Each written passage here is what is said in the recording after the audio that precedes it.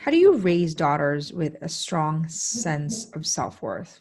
First of all, you need to learn the landscape of our culture, which means that you have to have a really clear understanding on what's happening, what the crisis is, what are women up against, what are we faced with, so that you're not caught off guard and you now have a teen or a young adult or an 8, 9 year old who's really self-critical of themselves, who is afraid to maybe go out there because of what people might think. So you need to understand the lay of the land, right? Because if you don't, you might wake up one day and get pummeled.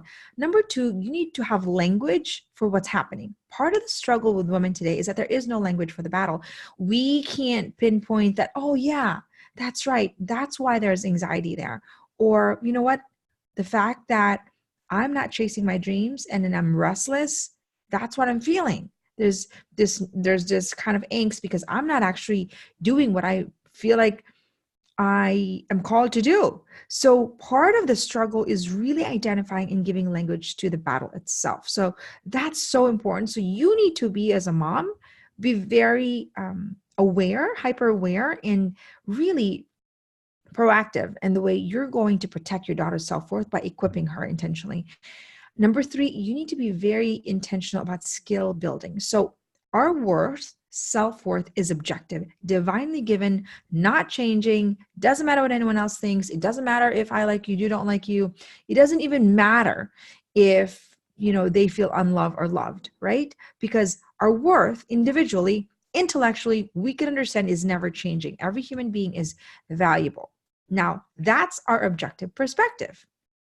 The problem is how we subjectively understand our worth, because our self-worth is revealed by the people around us initially. It was revealed by the people that first took care of us, our caregivers, whether it's our parents, the people that we love, those that surround us. So even though it's objective, it's subjectively actually revealed. So that's a very important language to actually learn, absorb, and then give it back to your children. Because the problem that we're seeing right now is that now our children's worth are dependent on their grade, dependent on the approval of others, dependent on who they can please, who they can prove. It's dependent on perfection. The metric of our significance has become perfection. I mean, think about that. That now becomes the metric of our significance. Our significance should be from the fact that we are an irreplaceable human woman being that nobody will ever be in past, present, or future. No one will ever have our DNA, and that what we have to offer is uniquely special because nobody else will ever have it. That in itself is an objective understanding of our self-worth, which means it's really irreplaceable, irrevocable, and it never changes. The problem is that as mothers, when we don't understand that value and we don't have the language to communicate to our children, and we don't wire that neurologically from the very beginning, then that's where we actually get pummeled by a false definition of our self-worth because of how it's subjectively given. Now, I'm giving you a crash course on understanding your self-worth. This is so vital to your daughter's peace of mind, freedom, and protecting them from a life of anxiety, stress, overwhelm,